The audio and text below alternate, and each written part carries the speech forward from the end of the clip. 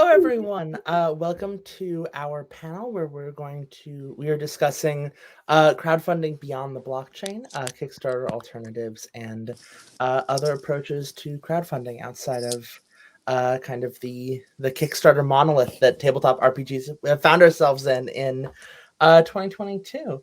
Um, my name is Jay Dragon. I'm the editorial director of Possum Creek Games, author of Wander Home, and one of the writers / project manager for Yazeba's Bed and Breakfast. And Steve, do you want to introduce yourself? Sure. Yeah, I'm Steve Seghetti. I am the publisher and managing director for Bully Pulpit Games. We make games like Fiasco, Night Witches, The Warren, Starcrossed, and currently we're crowdfunding for Desperation, which is our new game. Wonderful. And Gian? Hi, my name is Gian Shim. I am the founder and creative director at Gian Shim Games. I have written a lot of games. I'm trying to figure out what you might know me from. I think I co-designed Field Guide to Memory. That is one of my favorite projects that I've done to date. And most recently and most relevantly, I crowdfunded The Snow Queen independently on my own website.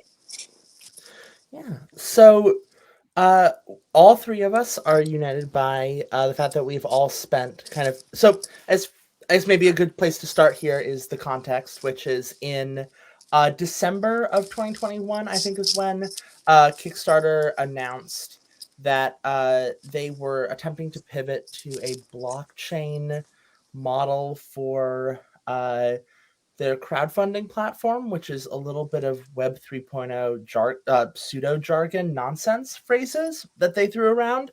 But it was a big headache.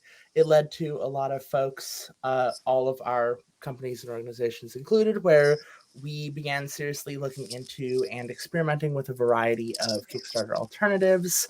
And over the past 4 months, we have all been trying out those alternatives. Possum Creek Games with Yazeba's Bed and Breakfast on Indiegogo, Bully Pulpit Games with Desperation on GameFound. Is that right? Yeah. Yeah. And then Gian Shim with The Snow Queen on your website. And so I guess kind of the big question of the panel is what, for many people in RPGs, both kind of on the publishing side and I think outside of it and on the consumer side, Kickstarter is this weird, marketing platform /marketplace environment. What lies outside of it? What does the world outside of Kickstarter look like? What is the possibility space there for publishers and designers at both a beginning level and at an established, kind of at all levels of their career? What does that space look like in your opinions? Jen, you want to start? I always let other people start because I usually have the most to say. So I don't want to hog the time. So please go ahead. I think it's worth pointing out that Kickstarter defined the template for doing crowdfunding for the most part. I mean, I think all of us that have done it, and Bully Pulpit has done a number of campaigns over a long stretch of time. And our ideas about how crowdfunding works were developed based on what Kickstarter did, the way its infrastructure worked, the way its culture worked. And that's a little bit inescapable. I think we did one or two things before Kickstarter that were our own sort of pre-order process, but it never had the reach or the buzz that you get with a Kickstarter. All the concepts that we associate with it, such as stretch goals and reward levels and all of that stuff, was all because of how Kickstarter did it. So trying to separate ourselves from that is a complicated process. At least it has been for me. And Gian, I think Gian and I have both talked a bit about how a lot of kind of Kickstarter's culture formed by the creator base, certainly Iron Spike Comics is the name that comes to mind when we talk a lot about things like stretch goals. And I think one of the things that I've been thinking very strongly about that was coming into this, I was like, what's my one thought that I want to be telling people? Which is that if you are saying to yourself, I want something that is 100% identical to Kickstarter in culture, outreach, marketing capacity, and fulfillment, I want something 100% like that, but not run by Kickstarter. That doesn't exist. That's kind of like the thing that I think so many people I've seen trying to find a solution have kind of come into it being like, what is the Kickstarter equivalent? And it's like, no. It is a unique ecosystem, and we've developed our companies in regards to that ecosystem. And so it is kind of a thing where it's like, yeah, when we're talking about other possibilities, when we're talking about sort of other approaches, we're not just talking about like, oh, a hop, skip, and a jump over to stick Carter. We're talking about a genuine kind of like, we have to rework kind of all of our approaches on a lot of levels.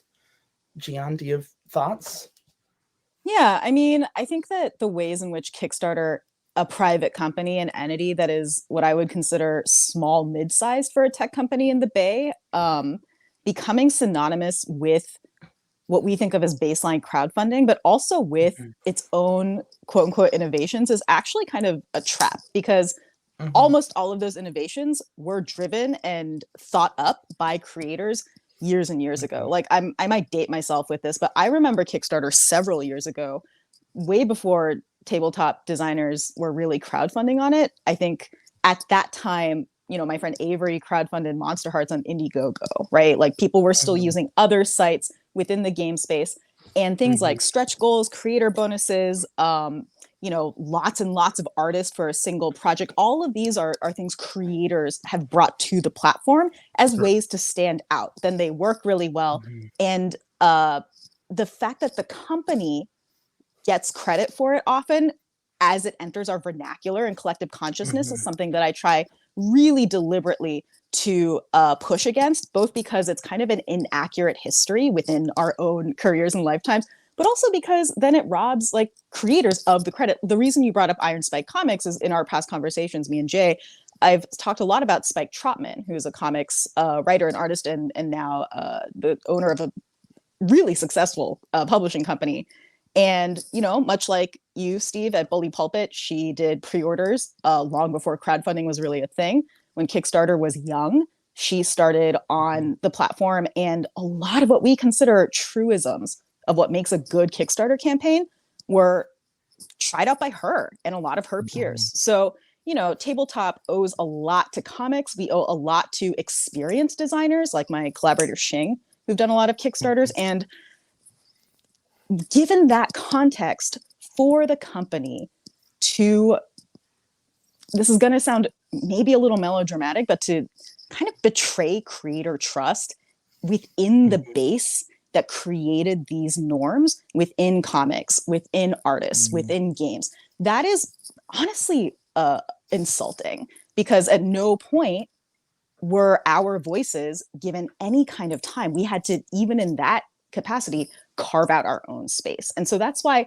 even though Kickstarter is kind of going out of Kodak or Kleenex, I think within our niche industry where its name seems synonymous with the function that it serves, it is not, right? At this point, I think that there are alternatives, and there are viable enough alternatives that, being really deliberate about language, presentation, and how we talk about these things is going to ripple out into the future from this point onward, which is why I really catch myself when I find myself saying Kickstarter instead of crowdfunding, right? Like, I know those kinds of things.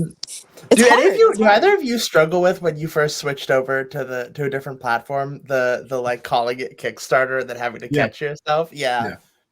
Once or twice. I did it in a meeting with Indiegogo. I was talking to Indiegogo and I was like, oh, well, when the Kickstarter. That's funny. That's really funny. I'm sure they understood, though. I'm sure that was fine. They were, yeah, of course.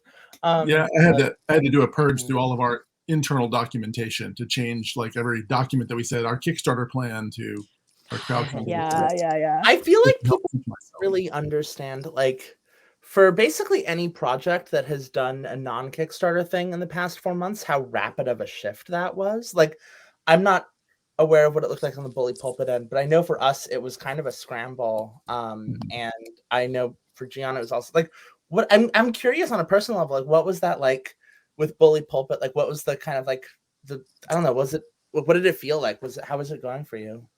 So we've been thinking about this this crowdfunding project for a while because we developed Desperation early in the pandemic and decided to hold off on it until things settled down a bit. So we've had a lot of time to think about it, and relatively recently, like December, November, whenever they made their announcement, we said, well, let's consider what our alternatives are and what the impacts of that change would be. And I think we looked around, and one of the things that caught my attention about GameFound was that they talk about taxes and fees and the way that, like, they had a plan for how to handle VAT in international shipping. And traditionally, Kickstarter has always just ignored that entire thing. Like, it's not our problem, it's your problem. You're the person selling stuff. And so I think that was a thing. Instead of just running from Kickstarter, we were moving toward a thing that looked like a good direction.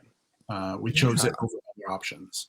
Yeah, that makes a lot of sense. And it's an interesting thing where I imagine, like, I don't know, VAT is kind of a nightmare, and like it's kind of become a scarier nightmare over the past year. And I think, like, part of the betrayal of Kickstarter is that, like, we are already in a time of kind of mass structural instability where it's like being a publisher, and like whether or not you're working with analog and you're having to deal with like printers and stuff, or you're working with digital and you're having to deal with like just kind of like, Web 3.0 nonsense. There's just like all these kind of unfair, like deeply frustrating, like kind of system failures that are happening all over the place. And I think that any conversation about Kickstarter alternatives kind of, I think, also becomes colored by the fact that part of what we're striving for is like, like, I don't know, from my perspective, it really feels like the system, like the entire publishing structure has a lot of issues, and Kickstarter is the face of that entire structure. It's like kind of it's been the big octopus in the middle for a while, and it's showing I don't know, this metaphor is falling apart, but I feel like there's a lot of, it's kind of showing all of its failures there. I think from an infrastructure point of view, like the ways in which Kickstarter as an application, the way it supports a campaign has always been a little bit slow to change. And so it's interesting switching to another platform where they have really rapidly spun up their crowdfunding part of their application. GameFound has been doing pledge management for a while, so they've got the tools. But putting this together, it was interesting to see how they chose to support certain things. So, like, stretch goals are a built-in part of the thing, where that has never been a thing for Kickstarter. And it's got a pretty good channel for moving things into their pledge manager as well. So, and that's the thing that only recently has Kickstarter started to realize they could help with add-ons and so forth. So Gian, it's interesting to see other people trying this. Yeah. And Gian, you did your own storefront. You fully did it through your own website, through your own, how was that like comparison, I guess, like on a structural level? What was that like beyond being what I feel like I'd be a headache for me? I don't know. What was it like? I mean, I'm not the most technologically graceful or savvy person in the world. And so for me, it was like living in hell for like a month. But like the nice thing about using the interfaces that I did was that they are really kind of plug and play. The last time I tried to customize a website, coding was so much simpler. And so it became really apparent to me really quickly that if I wanted to do something independent, I had to use interfaces that provide that service as a third party, which meant I then was pulling 12-hour days just researching companies to see, again, if I was making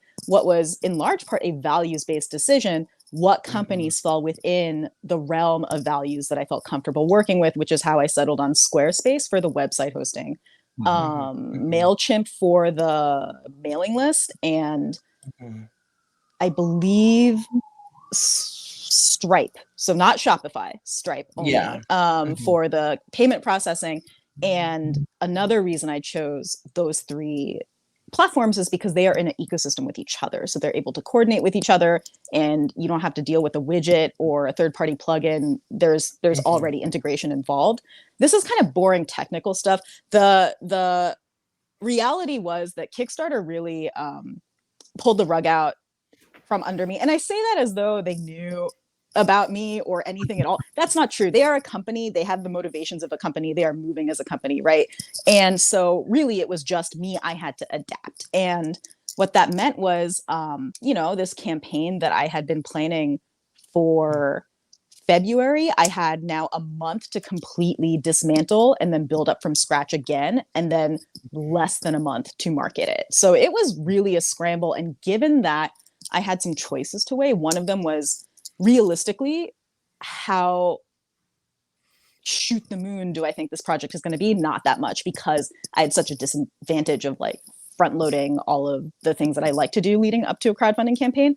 So given that, I chose not to do any paid advertising, and I chose to not reach out to anyone I knew to be like, can you boost this for me? Because I decided to treat this honestly as an information gathering experience to see how much draw I could generate just on my own on short notice. Because I do think that as a skill that's worth building up, since platforms and companies are not acting in any particular individual creator's best interest, they're acting in company best interest. And I'm not saying that as a dig, that's just the reality of business. And so there's a possibility that other companies could pull the rug out from under us. And what do you do then, right? Like, these were skills that I wanted to build, and I wanted to know, where am I standing given the precarity of our position? So after the dust settled, after the crowdfund was over, the numbers that I was looking at was just shy of 1,000 backers, I believe. And I raised $31,000 off of a base funding goal of 8,000. So I would say that was modestly good. And I say, I know that those numbers seem big, but this is before all expenses, before all fees, right? So this was truly like a modest campaign.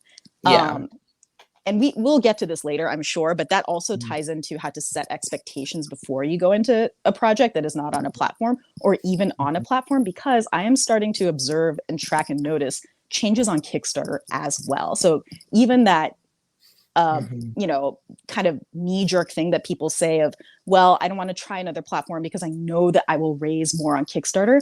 That's actually not true for TTRPG in most cases.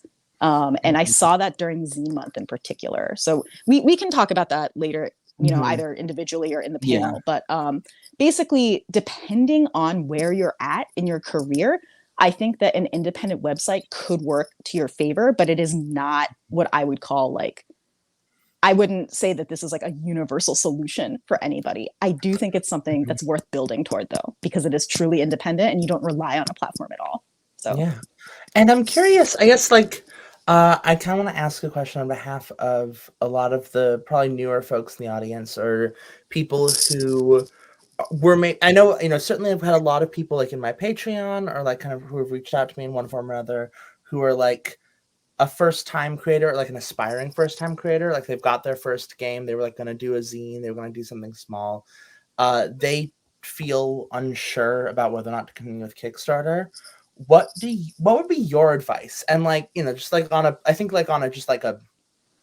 practical, like, what would be your advice for those folks who are maybe at the start of their careers and don't necessarily know the next steps? Because I think for us, like, as we're more like established in our careers, or like we're established our positions in the community, these risks become easier for us to take, right? Like, certainly, ditching Kickstarter is substantially easier when you have a pre-existing audience. Yes, but absolutely. Do you think that there are kind of practical tools for people who are maybe starting out, who are like in the 100 to 500 followers range on Twitter, like, who want to do their first thing? What is that? What could that tool look like? In terms of tools to apply materially, if you're talking about other crowdfunding alternatives, I'm honestly drawing a blank, because any crowdfunding any crowdfunding relies on some degree of audience that already exists. It might just be 20 of your friends, but they have to be enthusiastic, loud friends, right? Like this is what crowdfunding lives or dies on, is how much other people talk about your work, because it is largely organic marketing. Kickstarter's advantage is that their internal like passive browsing algorithms are really good. And so a lot of people who are just looking at the site, backing a different project, they'll see your project because the way that it ties it into the related topics is finely tuned. But that being said, like other websites do that as well. I would say that in terms of tools, to be honest, I can't like come up with a name or a company. A lot of what I would advise is more about internal processes and kind of like stuff that could apply to almost anyone at the beginning of a creative career, right? Which is about setting expectations, knowing that things will take a long time. Like I think for you and I, Jay, it was somewhat unusual that we did crowdfunds when we did, and you did a crowdfund earlier in your career relative to me. I waited a long time because I'm very risk averse. So like maybe you could actually talk about how you did Sleepaway. Yeah, I'd love to hear Steve's thoughts first, and then I can talk a little about that. But sure. I think I have often told people that I think crowdfunding, and I was talking about Kickstarter at the time, it converts social capital into actual capital. Like you have to have an audience for it to work at all. I don't think that somebody with 100 followers is going to gain a whole lot from putting their stuff on Kickstarter. But as the ball starts to get bigger, as the momentum kicks in, then Kickstarter is going to add more and more people to that. The first day funded idea, like the things that you can do that create hype. Well, that works within Kickstarter, but it also works elsewhere, social media and so forth. So I think if you're relatively new and starting out, the best way to do it is to, again, as Jan said, set your expectations appropriately for the size of your audience and make small projects, make several small projects, and use that to show people that you can make things and you can make good things and your audience will build. And then you can do something, some kind of crowdfunding effort that will get you media attention, and then it'll grow some more. That's a big piece of it. The marketing part. It doesn't matter. Yeah. That's a really good point. I'm really glad you brought that up. There's this, I promise this is related. There's this fairy tale I remember hearing a while ago about a young woman who is thrown into destitution, and she takes like a tiny bit of material and then creates like a tiny bit of a sellable good and then goes to the market. In a weird way, it's like capitalism, the happy ending, which whatever. But it does present this model of what do you have right now? And I think that's where your expectation have to be set, regardless of where in time that first crowdfunding project is going to be.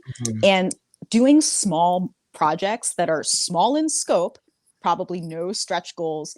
You're mostly advertising it to your friends or social networks that you already have. That's a great way to get started, because it also teaches you the rhythms and just like how crowdfunding works. In some ways, I actually wish I had had more experience with smaller scope projects before my first crowdfunding project, because I still kind of feel sometimes like I got thrown into the deep end. That being said, if you are looking for a specific platform, and this is not me like endorsing the company as like a paragon of virtue.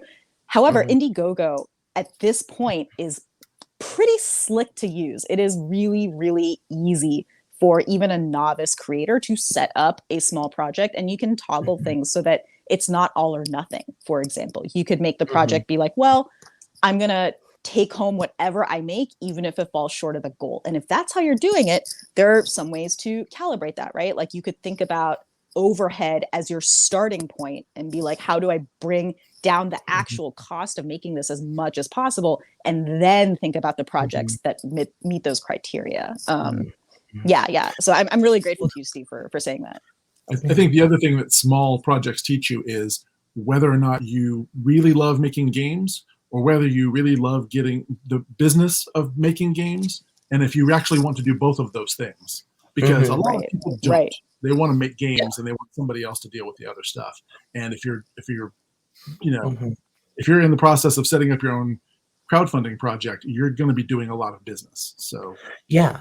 Oh yeah, absolutely. And I think like I mean I think we're also starting to see the prevalence and emergence of like small grant programs for like like certainly there's a recent Gizmodo article by the wonderful Lynn about a bunch of different like grant models that are kind of being used across the RPG space, or like small loan models, that kind of stuff.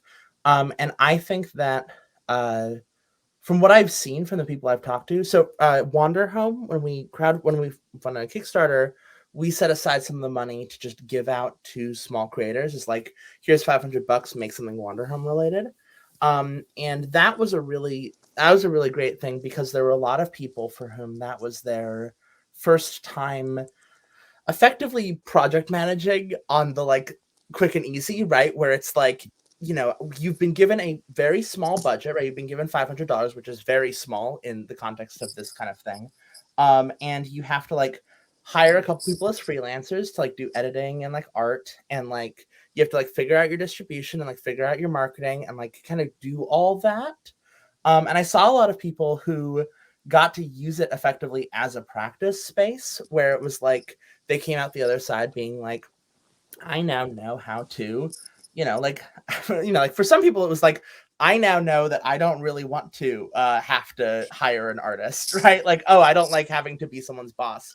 But for other people, it was like, oh, I've learned how to approach this on kind of a micro scale. And I think like, certainly like, I think like Indiegogo, if you are not interested in using Kickstarter, I think Indiegogo is a good alternative. I think GameFound and a lot of these other places, like there's currently still a lot of kind of good explorative work being done, and like I think there's certainly a lot of opportunities there, especially if you're kind of self-aware as we said, set your expectations low, which is I think that we just came out of a really good year for RPGs on the top end, especially where we're seeing a lot of $1 million Kickstarters and like huge, big blockbuster projects.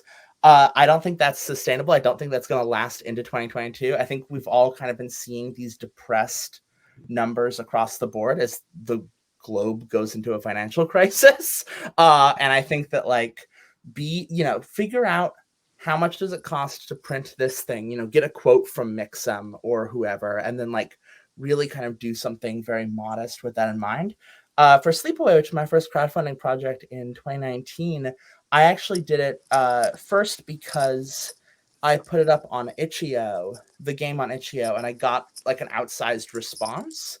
So certainly it was like, I was like 100, 200 followers at that point. I think I like broke 300 followers with the Kickstarter coming out. But I did it because I saw, there's a lot of people who are excited about this on Itch.io. Like there is kind of a little bit of like community excitement. I feel like I can harness that. I think if I didn't see that response, I wouldn't have even tried, because like kind of just the evidence that like, okay, there are enough people who are interested that if each of those people who are interested bought a book, and no one else did, I think I'd be good. So yeah, that was there's a critical mass. That was what prompted me. There was a question in the chat. Sorry. Oh yeah, sorry. No, you go. I was just going to say, before we move on to that question in the chat, is it okay if I address something you said really quickly? Yes, please. So yeah. I'm not disagreeing with you at all. It's just like an addendum. So the $1 million blockbuster campaigns, I think they might continue onward. I think there might be fewer of them, but we're going to still see them, and those numbers are going to get bigger. However, I call them $1 million mirages, because they look beautiful and attainable, but they're not. And if you go after them, you're going to die in the desert. Like the reason why they make that much is because these are creators who already have outstanding IPs, right? Old Gods of Appalachia, Kieran Gillen, and Rowan Rook and Descartes.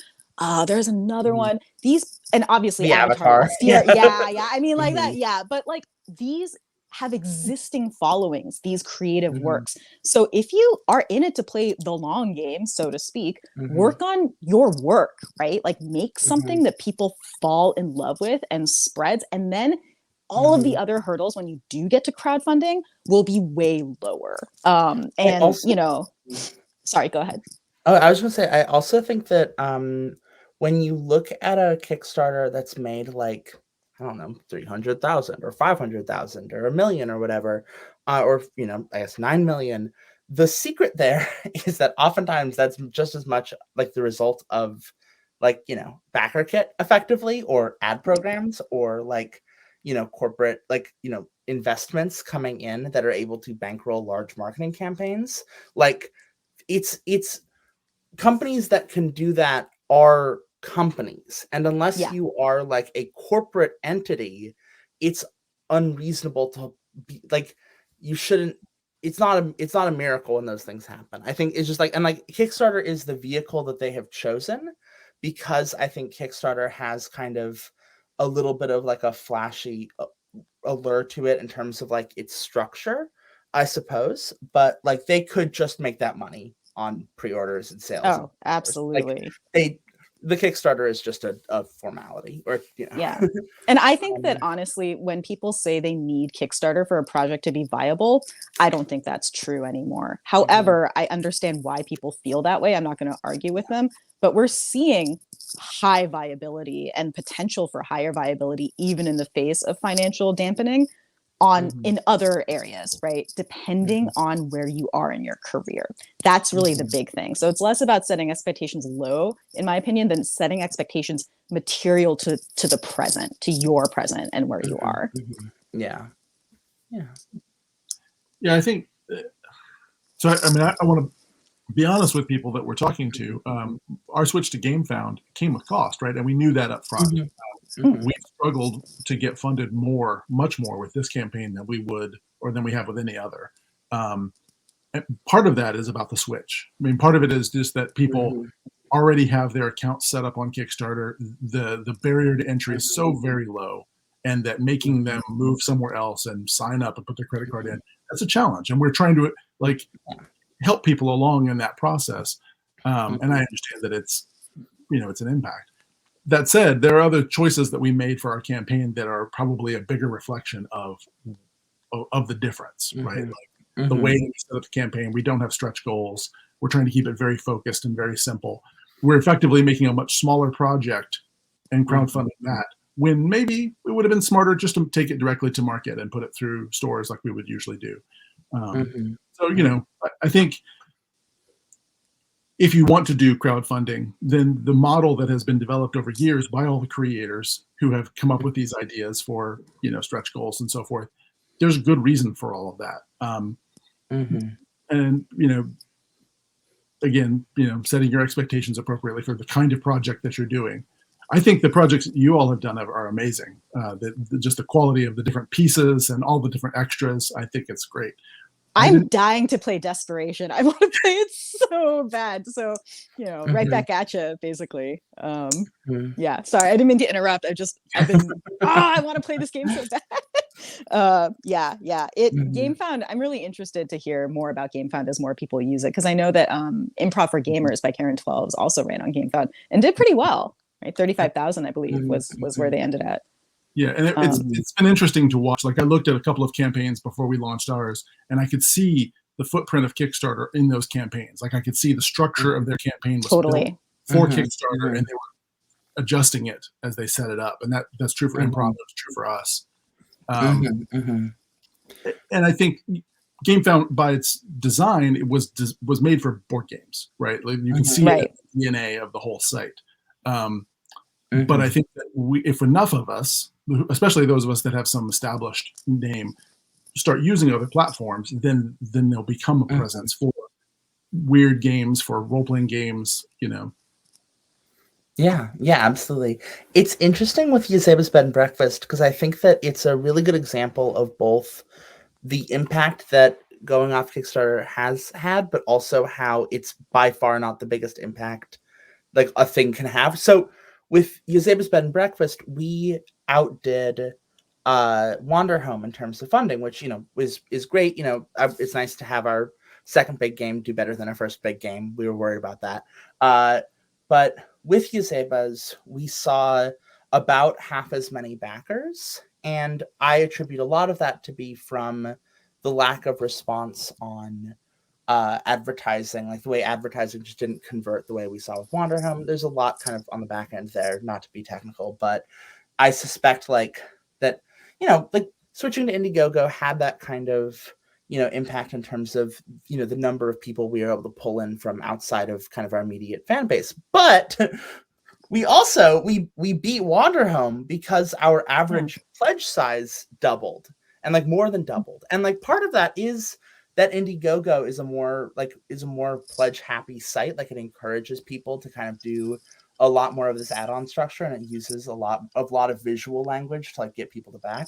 Also, I think that we had cultivated enough of an audience who like had seen Wanderhome and was like, oh well, there's no way I'm missing out on the fancy version of this book this time. And so that meant that when we like Eusebius Bed and Breakfast outperformed Wanderhome, just and like even though like and like you can see the impact, like every choice you make about a campaign has an impact on the campaign, and that is true if you choose to use a different platform, but that's also true like if you launch on a Saturday instead of a Tuesday, or if you like if you like your marketing plan for how you advertise it, or like how do you promote the play kit. Those are also all choices which also have a financial impact. The platform you choose is not a defining choice. It's not the thing that will make or break the success of your campaign. It is one mechanism among many that you have to weigh. And there are downsides to going off Kickstarter. There are upsides too. You have to do the calculus, but you also have to remember that it's not the only choice you're making. There's a couple of great questions in the chat. Yeah. One of them I feel like we kind of answered earlier, but I would love to talk about the most recent one, which is I've heard that what Kickstarter really builds for you is your email list. What are your thoughts on taking that email list off of Kickstarter into other platforms? Yeah, I'd love to rapid fire answer these questions after the both of you go. Go yes, ahead. I think that sounds good. I think rapid fire answering them is really good. I'm also going to say the other one that is, has the extra work to get a project funded on a new platform taught you any new skill or new avenues to reach your fan base? BackerKit makes it really easy to pull emails from Kickstarter to future Kickstarters or to Indiegogos, and so BackerKit has been really useful on that front. I think email list is huge. There are ways to recover email lists, like if you contact your backers and request permission to add them to your email list, kind of like build that into your reward surveys. Just be building your email list anyway. That's just a thing you should be building as a company. And also new skill that I've learned, stress management. What about everyone else?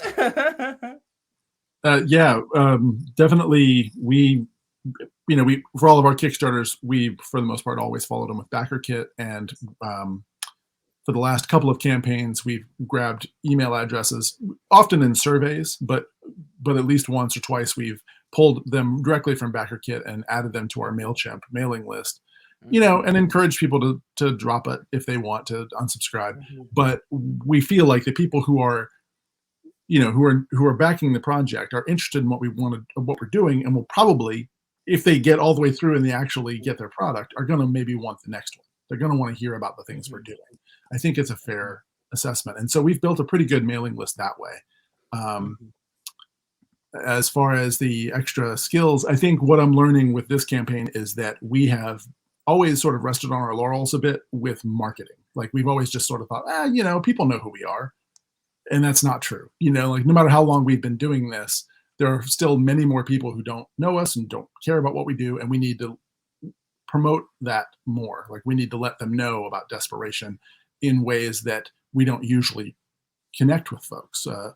Our personal social media isn't enough. We have to look into advertising or look into cross promotions, things like that. So we're trying to improve those skills now. Yeah, I think my serious answer would probably actually be connecting with influencers and like experimenting with TikTok. I think would be my secret actual answer. Yeah. But No, go ahead, Steve, please. Just the stress management is real. Yeah. It's so funny. I feel like my stress management has gotten worse with crowdfunding because there's just so much more of it exponentially. But you know, who's to say? Yeah, just really.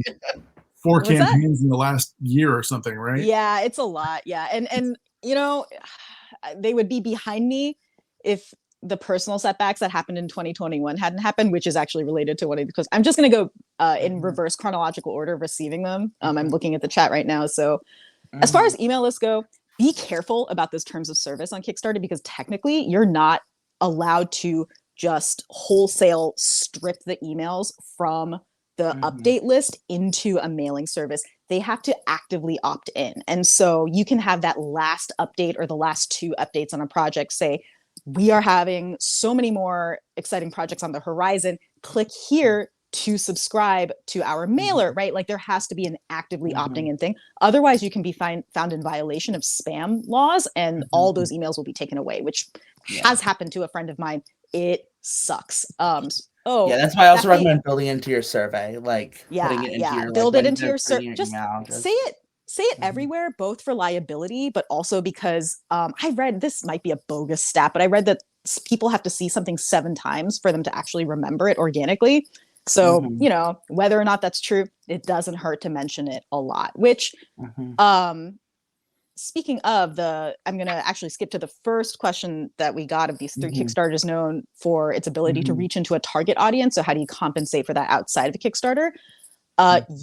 Honestly, if you're relying on Kickstarter to identify your target audience, you're falling behind. You need to have an idea of who your target audience is independent of platform. And often that will tie in again to the kind of work you make, to who it speaks to, and really pay attention to the people who seem very enthusiastic about what you make. Maybe even, you know, I've written enough games that sometimes people really latch onto a title that I was like, oh, I didn't think, kind of, you know, like with Sleep, you were just like, oh, this is cool that people are so into this. That's how you determine target audiences, is just long-term observation in response to your projects over time.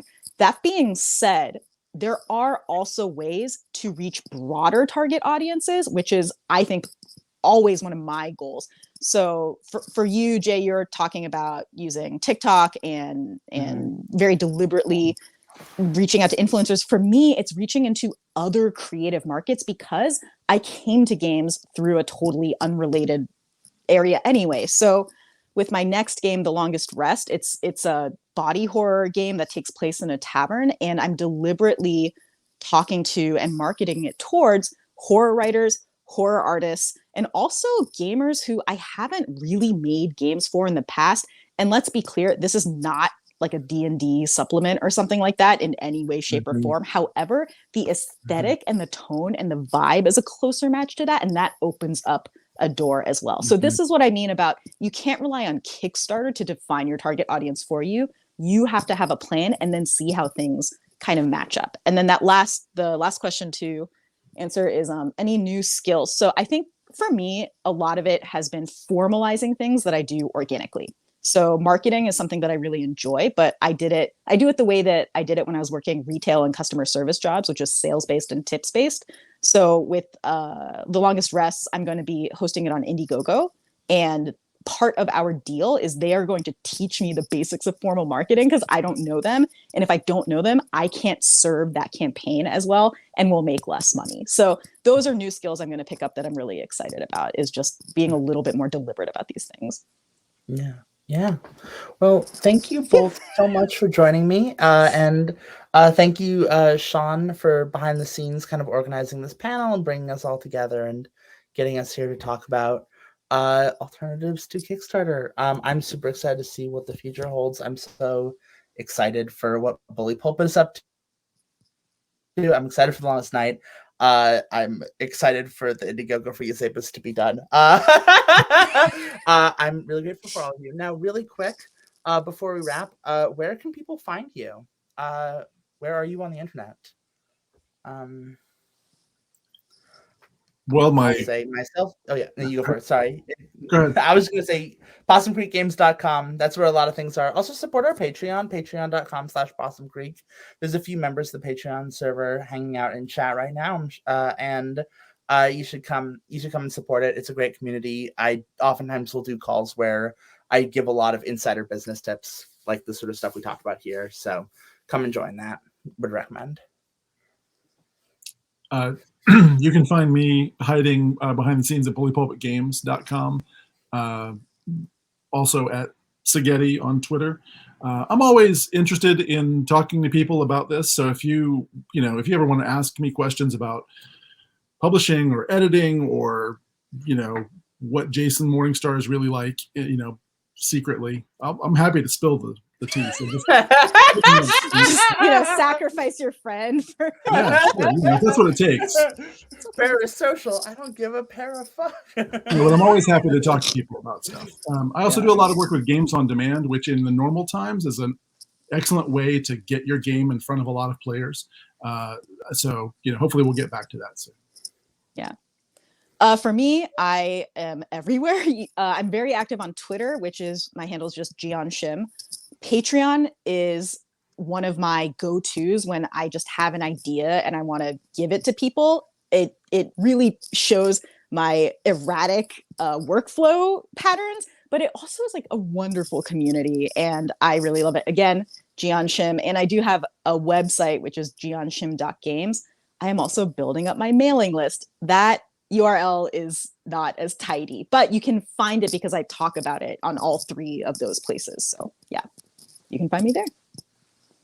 Yeah. And we will probably be in the Discord for Big Bad Online. So if you want to, same. Yeah. We'll be floating around, so please do come and say hi. Also, I will be on another panel tomorrow at 4 p.m. EST or 1 p.m. Pacific, where me and Ben Roswell are going to be doing presentations, PowerPoint presentations that I'm doing the finishing touches in another tab. That is about playground theory and using playgrounds as a metaphor for understanding games. So you should come listen to that. It'll be a lot of fun. I think the presentation is pretty good, albeit a little last minute. Thank you all so much. I think that, thank you. Thank you so much for coming, everybody. It was great to talk to you. I think we're all set. I think we can wrap. Yes. Yay!